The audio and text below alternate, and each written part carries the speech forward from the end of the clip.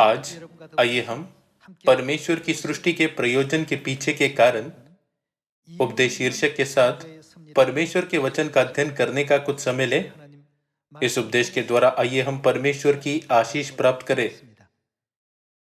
दो भाई थे जो शहर में पैदा हुए थे और वही उनकी परवरिश हुई थी, और वे कभी ग्रामीण इलाकों में नहीं रहे थे।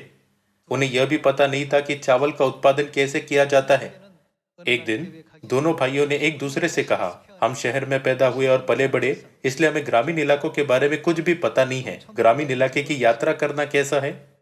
चूंकि वे नहीं जानते थे कि ग्रामीण इलाका किस तरह की जगह है, तो वे वहां के लोगों या उनके द्वारा की जाने वाली गतिविधियों के बारे में भी कुछ नहीं जानते थे। वे बस वहां के लोगों की जीवन शैली का अनुभव करने के लिए ग्रामीण इलाकों की यात्रा पर निकल गए।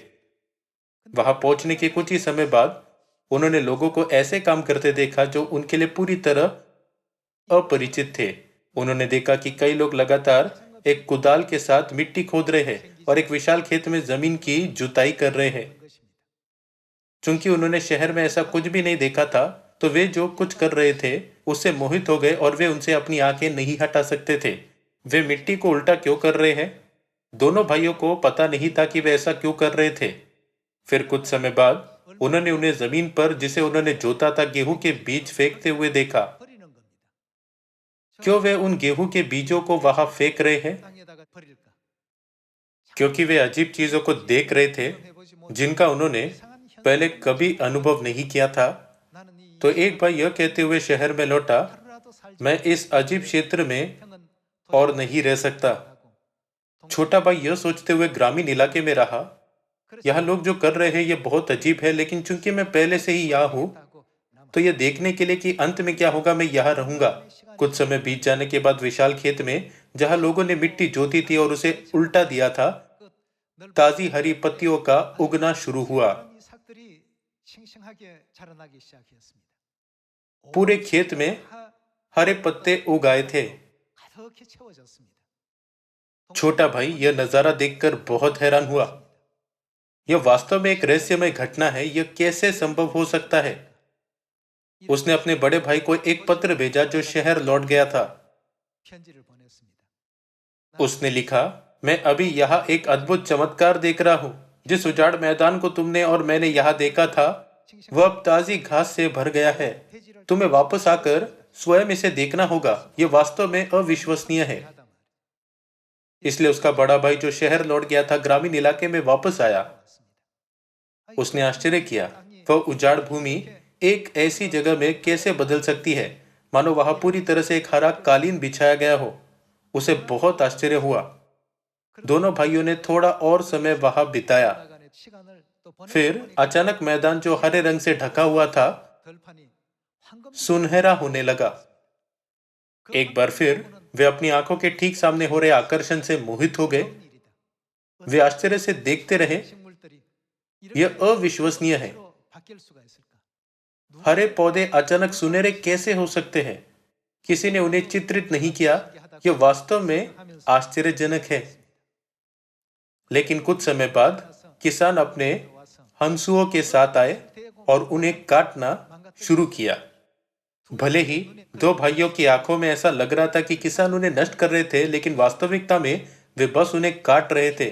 दोनों भाई उन्हें बिना किसी हिचकिचाहट के सुंदर पौधों को जिसे उन्होंने बढ़ाया था, बस उन्हें बढ़ने देने के बजाय नष्ट करते देखकर एक बार फिर से हैरान थे। उन्हें बढ़ाना बहुत कठिन था। अब वे इतनी आसानी से उन्हें कैसे नष्ट कर सकते हैं? तब बड़े भाई ने कहा, मुझे समझ में नहीं आता कि ग्रामीण इलाके में क्या चल रहा है। मैं ऐसे अजीब लोगों के साथ यहाँ नहीं रहना चाहता, और वह शहर वापस चला गया। लेकिन छोटे भाई ने इसके बारे में गहराई से सोचा और निष्कर्ष निकाला, चूंकि मैंने इस यात्रा की पहले ही शुरुआत की है, तो मैं ये जानने के लिए कि अंत में क्या होगा उसे देखता रहूंगा। किसानों ने गेहूं को काटना जारी रखा और छोटे भाई ने गेहूं की बाल को बोरों में डालकर उनकी मदद करना शुरू कर दिया। कटे हुए गेहूं को भंडार गृह में रखने के दौरान छोटे भाई ने उन किसानों के काम की प्रशंसा करना शुरू किया जिन्होंने बीज बोए और गेहूं की कटाई की, और वह किसानों के प्रयासों की सराहना करने में सक्षम था, जिसे वह और उसका बड़ा भाई पहले समझ नहीं पाए थे। उसे समझ में आया कि उन्होंने मिट्टी क्यों खोदी, गेहूं के बीज को उस मिट्टी में क्यों फेंक दिया और फिर गेहूं को काटा। वास्तव में किसान हंसुओं से गेहूं को नष्ट नहीं कर रहे थे, बल्कि वे इसकी कटनी कर रहे थे। क्योंकि दोनों भाइयों को कभी खेती का अनुभव नहीं था, इसलिए ऐसा लग रहा था कि किसान फसलों को नष्ट कर रहे हैं। वे सीख सके कि किसान अपने जीवन भर साल दर साल इन गतिविधियों को दोहराते रहते हैं। आखिरकार वह फसलों की कटाई की प्रक्रिया को समझ सका, जिसे किसान अपने पूरे जीवन भर करते रहते हैं। उसी तरह जब परमेश्वर के कार्य की बात आती है, तो लोगों को उनके कार्य की वास्तविकता गहराई का एहसास नहीं हुआ है, क्योंकि उन्होंने इसे पहले नहीं देखा है।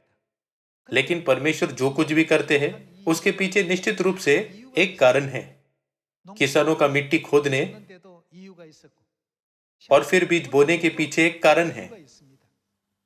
बिना समझे केवल परमेश्वर के कार्य को देखने से हम यह सोचेंगे, यदि परमेश्वर का अस्तित्व है तो ऐसा क्यों होता है। जब हम अपने स्वयं के दृष्टिकोण या न्याय के मानक के आधार पर परमेश्वर को समझने की कोशिश करते, तो ऐसी कई स्थितियां होंगी जिन्हें हम समझ नहीं सकते। उनमें से एक प्रसिद्ध कहानी है कि निर्गमन के समय में परमेश्वर ने लाल समुद्र में इजरायलियों का नेतृत्व किया था।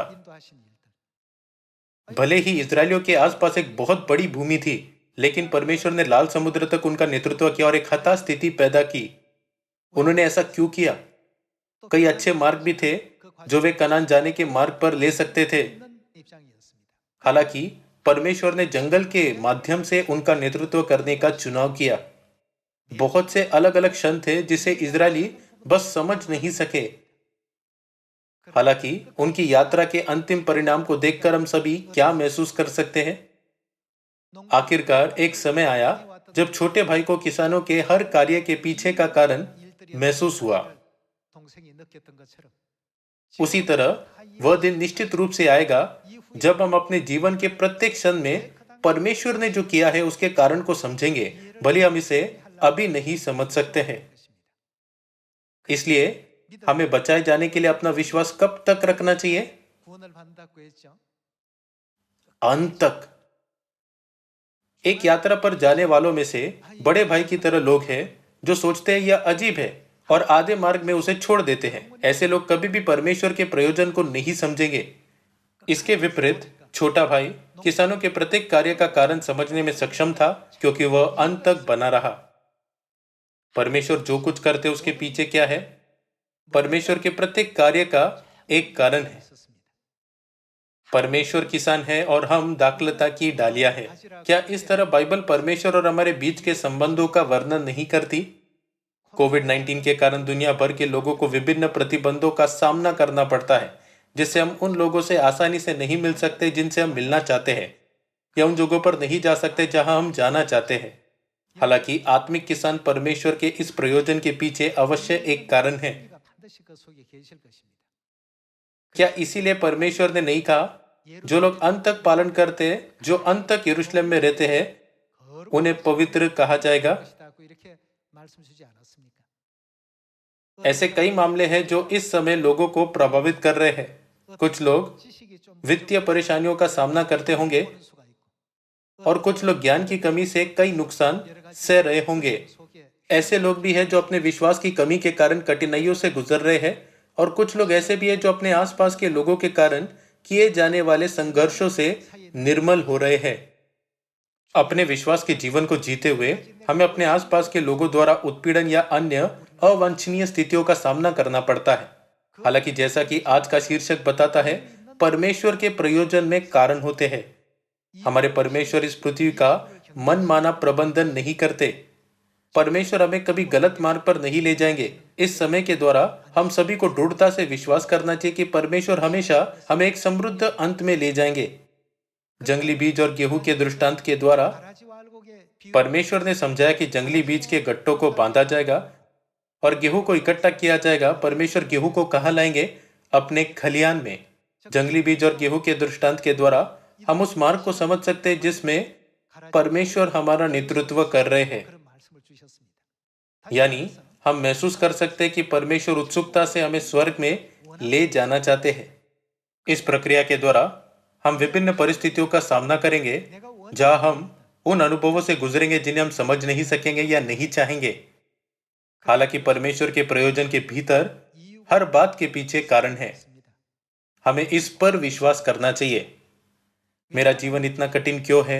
ऐसा क्यों है कि केवल मुझे इतनी कठिनाइयों का सामना करना पड़ रहा है? भली लाखों चीजें लगातार घटित हो रही है, लेकिन उन सभी के कारण होते हैं। किसानों के प्रत्येक कार्य के पीछे एक निश्चित कारण था। परमेश्वर ने जंगली बीज और गेहूं के दृष्टांत के द्वारा कहा कि वह हमें स्वर्गीय खलियान में ले जाएंगे। इस दृष्टांत के द्वारा क्या हम हमें स्वर्ग के राज्य में ले जाने की परमेश्वर की इच्छा को नहीं देख सकते? फिर वह एकमात्र चीज क्या है जिसे हम अपने साथ स्वर्ग ले जा सकते हैं? प्रकाशित वाक्य अध्याय 21 आयत 4 के अनुसार हम मृत्यु को अपने साथ स्वर्ग नहीं ले जा सकते। क्योंकि स्वर्ग में मृत्यु का अस्तित्व नहीं है, इसलिए हमें स्वर्ग लौटने से पहले अनंत जीवन प्राप्त करना चाहिए। परमेश्वर ने हमें अनंत जीवन का उपहार देने के लिए विश्वास के अनगिनत पूर्वजों को नियुक्त किया। वे विश्वास के पूर्वज कभी कभी मूर्ति पूजा में पड़ जाते थे और कभी कभी अपने भ्रष्ट कार्यों के कारण, जिससे परमेश्वर प्रसन्न नहीं होते थे, नष्ट हो जाते थे। लेकिन बाद में उनके वंशज पैदा हुए और परमेश्वर के प्रति सही विश्वास रखने से आशीष पाई। क्या यह मामला 6000 वर्षों से बार बार दोहराया नहीं जा रहा है? पवित्र आत्मा के इस अंतिम युग में, जिस युग में आज हम जी रहे हैं, क्या परमेश्वर ने हमें स्वर्गीय माता प्रदान नहीं की है, जो अब हमें अनंत जीवन की ओर ले जा रही है? परमेश्वर ने हमें सिखाया कि हम माता के बिना अनंत जीवन प्राप्त नहीं कर सकते। यह अनमोल शिक्षा अब्राहम के समय या मूसा के समय में प्रकट की जा सकती थी। परमेश्वर सार्वजनिक रूप से इस शिक्षा को अपने पहले आगमन पर प्रकट कर सकते थे, लेकिन बाइबल की 6000 साल की लंबी भविष्यवाणी के अनुसार इसे कब प्रकट होना चाहिए? क्योंकि उन्हें 6000 वर्षों के अंत में प्रकट होना चाहिए। इसलिए क्या वह इस युग में नहीं आई है जिसमें आप और मैं अभी जी रहे हैं? सब कुछ होने का एक कारण है। इसलिए परमेश्वर ने कहा, जो सियोन में बचे रहेंगे, जो अंत तक यरूशलेम में रहेंगे, वे पवित्र कहलाएंगे। जब हम अंत तक दृढ़ रहेंगे तो हम परमेश्वर के प्रबंधन के पीछे के कारणों को समझ सकते हैं। 2000 साल पहले जब यीशु पतरस के पांव धोने वाले थे, तो उसने पहले उसका इनकार किया, लेकिन बाद में उसने कहा, न केवल मेरे पैर बल्कि मेरा सिर भी धो दे। उस क्षण में यीशु ने उससे कहा, जो मैं करता हूं तू उसे अभी नहीं जानता, परंतु इसके बाद समझेगा। हमारे लिए भी ऐसा ही है। ऐसी कई बातें हैं जिन्हें हम उन विभिन्न मार्गों पर नहीं समझ सकते हैं जिन पर परमेश्वर हमें ले जाते हैं। कुछ लोग स्वयं को पूछ सकते हैं, यदि परमेश्वर का वास्तव में अस्तित्व है तो क्या उन्हें ऐसा नहीं करना चाहिए या वैसा नहीं करना चाहिए? इन जैसे विचारों के साथ हम परमेश्वर को गलत समझते हैं। लेकिन परमेश्वर अंत में हमारा मार्गदर्शन कहाँ करना चाहते हैं? परमेश्वर की इच्छा और लक्ष्य हमें स्वर्गीय खलियान में मार्गदर्शन करना है। इसीलिए परमेश्वर ने इस युग में स्वर्गीय माता को भेजा और हमें उन्हें जानने दिया, है ना? आइए हम प्रकाशित वाक्य अध्याय 4 में इसका अध्ययन करें। अध्याय 4 आयत 10 में यह लिखा है, तब 24 प्राचीन सिंहासन पर बैठने वाले के सामने गिर पड़ेंगे और उसे जो युगानुयुग जीविता है प्रणाम करेंगे, और वे अपने अपने मुकुट सिंहासन के सामने यह कहते हुए डाल देंगे, हे हमारे प्रभु और परमेश्वर, तू ही महिमा और आदर और सामर्थ के योग्य है, क्योंकि तू ही ने सब वस्तुएं सृजी और वे तेरी ही इच्छा से थी और सृजी गई।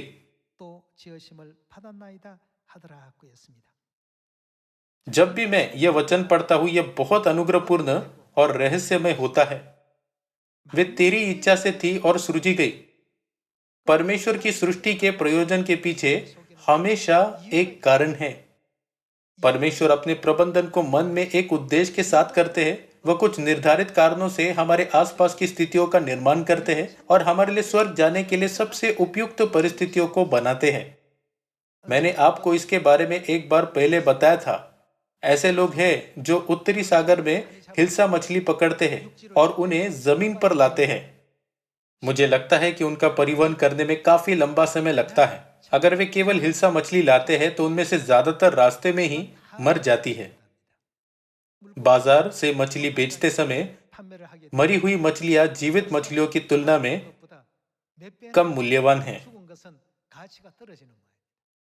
बहुत विचार करने के बाद मछुआरों ने हिल्सा मछलियों को उनके प्राकृतिक दुश्मनों के साथ ले जाने का फैसला किया।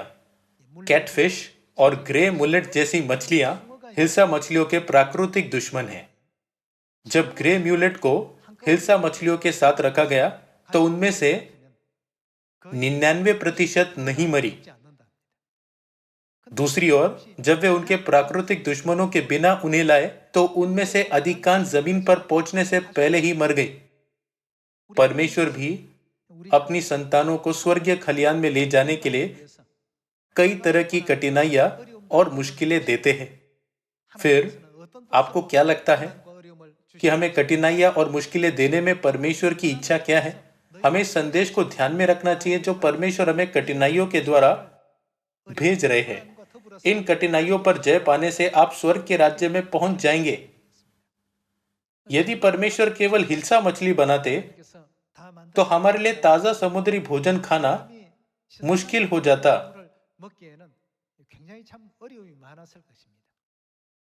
उनके प्राकृतिक दुश्मनों के लिए धन्यवाद जो ऐसा वातावरण है जिसके द्वारा परिवहन के दौरान मछली को जीवित रखने में सक्षम है। इसे देखकर हमें अपने आसपास होने वाली विभिन्न कठिनाइयों के कारण हार नहीं माननी चाहिए या आशा नहीं छोड़नी चाहिए। कृपया इसे परमेश्वर का मार्ग माने जिसमें हमसे कहा गया तुम्हें अंत तक अपने विश्वास को जीवित रखना चाहिए और स्वर्ग के राज्य में लौटना चाहिए। मुझे लगता है कि यह परमेश्वर की इच्छा की व्याख्या करने का सही तरीका है। यह लिखा है कि सभी चीजें परमेश्वर की इच्छा से सृजी गई है। तब आज आइए हम परमेश्वर की सृष्टि के प्रयोजन के पीछे के कारण इस उपदेश शीर्षक के साथ हमें स्वर्गीय माता देने में परमेश्वर की इच्छा के बारे में समझें। आइए हम उत्पत्ति अध्याय 1 आयत 26 में परमेश्वर के वचन पढ़े। फिर परमेश्वर ने कहा, हम मनुष्य को अपने स्वरूप के अनुसार अपनी समानता में बनाए और वे समुद्र की मछलियों और आकाश के पक्षियों और घरेलू पशु और सारी पृथ्वी पर और सब रेंगने वाले जंतुओं पर जो पृथ्वी पर रेंगते हैं अधिकार रखे। तब परमेश्वर ने मनुष्य को अपने स्वरूप के अनुसार उत्पन्न किया, अपने ही स्वरूप के अनुसार परमेश्वर ने उसको उत्पन्न किया, नर और नारी करके उसने मनुष्यों की सृष्टि की। परमेश्वर ने आत्मिक दुनिया के नमूने के अनुसार मनुष्य को बनाया। परमेश्वर ने कहा कि उन्होंने अपने स्वरूप में मनुष्य को बनाया। नर स्वरूप और नारी स्वरूप दोनों ही परमेश्वर के स्वरूप से उत्पन्न हुए हैं। इसके द्वारा क्या हम यह नहीं समझ सकते कि परमेश्वर के स्वरूप में नर स्वरूप और नारी स्वरूप दोनों हैं? आज के दिन तक सभी मानव जाति ने परमेश्वर के नर स्वरूप को पिता परमेश्वर कहा है। यदि हम परमेश्वर के नर स्वरूप को हमारे पिता कहते हैं तो स्वाभाविक रूप से हमें परमेश्वर के नारी स्वरूप को क्या कहना चाहिए? क्या उन्हें हमारी माता परमेश्वर कहना स्वाभाविक नहीं है? जब आप पृथ्वी पर एक पिता और एक माता की क्षमता पर नजर डालते हैं तो हम आसानी से देख सकते हैं कि पिता अपने बच्चों को जन्म देने में असमर्थ होते हैं। केवल किसके पास इसे करने की क्षमता होती है? बच्चे को जन्म देने का मतलब है बच्चे को जीवन देना। यह परमेश्वर का प्रयोजन है कि जीवन देने की क्षमता केवल माताओं के पास होती है। हमें स्वर्ग के ईश्वरीय सिद्धांतों की थोड़ी बहुत समझ देने के लिए परमेश्वर ने एक शारीरिक परिवार बनाया जिसमें पिता, माता और बच्चे होते हैं। जब यीशु पृथ्वी पर आए तो उन्होंने स्वर्ग जाने से पहले स्पष्ट रूप से हमें जानने दिया कि परमेश्वर हमारे पिता है और हम पिता और माता के बेटे और बेटियां हैं। इन सब के द्वारा हम स्पष्ट रूप से समझ सकते हैं कि चाहे हमारे पास अच्छा विश्वास और बड़ा प्रेम क्यों न हो और चाहे हमने परमेश्वर की विधियों और नियमों को पूरी तरह से क्यों न मनाया हो, यदि हमारे पास माता न हो जो हमें अनंत जीवन का वादा करती है तो हम कुछ भी नहीं होंगे। सभी लोगों, एक उपन्यास का सबसे उत्तेजक भाग को आप कहाँ पा सकते हैं? उपन्यास के अंत में प्रकट किया जाता है। पूरी साजिश का निर्णायक बिंदु हमेशा अंत में प्रकट होता है। ठीक उसी तरह जब हम अंत तक अपने विश्वास पर दृढ़ रहते हैं तो हम समझ सकते हैं कि इस तरह की चीजें क्यों हुई। हम यह निष्कर्ष निकालेंगे कि सब कुछ परमेश्वर द्वारा किया जा रहा था और उसके पास यह सब करने के लिए एक निर्धारित उद्देश्य था। आइए हम प्रकाशित वाक्य अध्याय 21 में परमेश्वर का वचन देखें। अध्याय 21 आयत 9। फिर जिन 7 स्वर्गदूतों के पास 7 अंतिम विपत्तियों से भरे हुए 7 कटोरे थे, उनमें से एक मेरे पास आया और मेरे साथ बातें करके कहा, इधर आ, मैं तुझे दुल्हन अर्थात मेमने की पत्नी दिखाऊंगा। यहाँ मेमने का मतलब मसीह है ना? मैं तुझे मेमने की पत्नी दिखाऊंगा। तब वह मुझे आत्मा में एक बड़े और ऊंचे पहाड़ पर ले गया और पवित्र नगर यरूशलेम को स्वर्ग से परमेश्वर के पास से उतरते दिखाया। यह कहने के बाद मैं तुझे दुल्हन अर्थात मेमने की पत्नी दिखाऊंगा, स्वर्गदूत ने यूहन्ना को पवित्र नगर यरूशलेम दिखाया। यरूशलेम जिसे यूहन्ना ने देखा, बाइबल में किसे संकेत करता है? आइए हम गलातियों अध्याय 4 खोले, आयत 26। पर ऊपर की यरूशलेम स्वतंत्र है, और वह कौन है? वह हमारी माता है। आमीन। स्वर्ग की यरूशलेम स्वतंत्र है और वह हमारी माता है। परमेश्वर ने दुल्हन मेमने की पत्नी को दिखाया। मेमने की वह दुल्हन जिसे परमेश्वर ने यूहन्ना को दिखाया था, वह यरूशलेम थी। तो बाइबल वहां जवाब नहीं देती है कि यह यरूशलेम कौन है। फिर भी गलातियों की पुस्तक अध्याय 4 में जोड़े वचन के द्वारा हम जोड़ सकते हैं कि ऊपर की यरूशलेम हमारी माता को संकेत करता है। दूसरे शब्दों में, जैसे शारीरिक जीवन शारीरिक माताओं के द्वारा दिया जाता है, ठीक वैसे हमारी आत्मिक माता के बिना आत्मिक अनंत जीवन कभी नहीं दिया जा सकता। सियोन की सभी संतानों के लिए इस सच्चाई को महसूस करना महत्वपूर्ण है। यदि हमें अनंत जीवन न दिया जाए तो क्या हम स्वर्ग जा सकते हैं? हम वहां क्यों नहीं जा सकते? स्वर्ग एक ऐसी दुनिया है जहां कोई मृत्यु नहीं है। कोई भी अनंत जीवन पाए बिना उस दुनिया में नहीं जा सकता जहां कोई मृत्यु नहीं है। हमें यह समझना चाहिए कि माता परमेश्वर क्यों इस अंतिम युग में प्रकट हुई है और क्यों वह पिता के साथ आई है और अपनी संतानों को सियोन में आने के लिए बुला रही है। इस युग में पूरी दुनिया में कोई भी ऐसा चर्च नहीं है जो पिता परमेश्वर के साथ साथ माता परमेश्वर पर भी विश्वास करता हो। इसलिए मेरा मानना है कि इस युग में हमें यीशु के प्रथम आगमन के समय के प्रेरितों और भविष्यद्वक्ताओं की तरह विश्वास के मार्ग पर चलना चाहिए। उन्होंने यीशु की गवाही देने के लिए अपना जीवन समर्पित कर दिया। हमें भी सामरिया में और पृथ्वी की छोर तक माता परमेश्वर पर हमारे विश्वास का प्रचार करना चाहिए। आइए हम इब्रानियों की पुस्तक अध्याय 11 आयत 32 पर जाए। अब और क्या कहूं, क्योंकि समय नहीं रहा कि गिदोन का और बाराक और शिमशोन का और यफ्ते का और दाऊद और शमूएल का और भविष्यद्वक्ताओं का वर्णन करूं।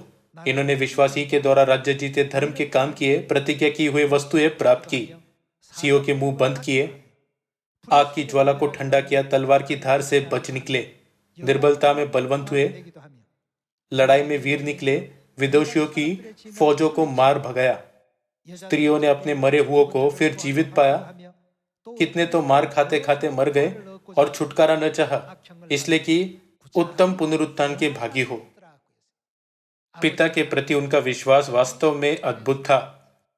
आयत 36, कई एक ठट्टों में उड़ाए जाने और कोड़े खाने, वरन बांधे जाने और कैद में पड़ने के द्वारा परखे गए, पथराव किए गए, आरे से चीरे गए, उनकी परीक्षा की गई, तलवार से मारे गए।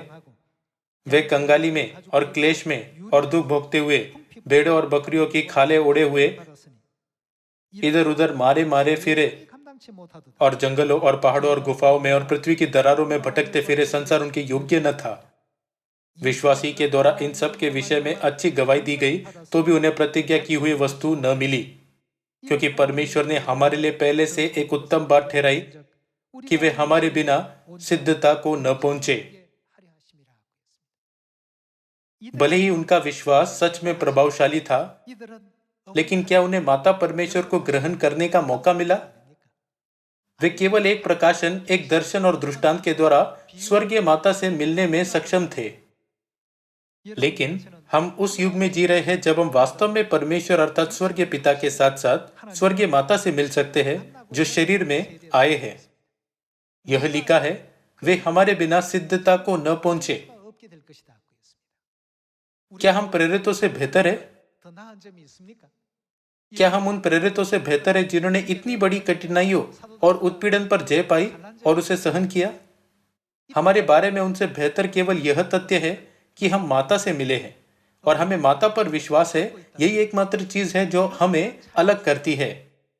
इसीलिए परमेश्वर उन लोगों को जो माता परमेश्वर पर विश्वास करते हैं प्रतिज्ञा की संतान कहते हैं। क्या यह प्रतिज्ञा अनंत जीवन नहीं है? सच्चा जीवन तभी दिया जा सकता है जब हमारे पास माता हो। माताओं के अस्तित्व के बिना इस पृथ्वी में जीवन का अस्तित्व नहीं होती। हमें पूरी तरह से हमारी स्वर्गीय माता की आवश्यकता है। आइए हम गलातियों की पुस्तक अध्याय 4 आयत 28 देखें। हे भाइयों, हम इसहाक के समान प्रतिज्ञा की संतान हैं। और जैसा उस समय शरीर के अनुसार जन्मा हुआ आत्मा के अनुसार जन्मे हुए को सताता था, वैसा ही अब भी होता है। परंतु पवित्र शास्त्र क्या कहता है? दासी और उसके पुत्र को निकाल दे, क्योंकि दासी का पुत्र स्वतंत्र स्त्री के पुत्र के साथ उत्तराधिकारी नहीं होगा।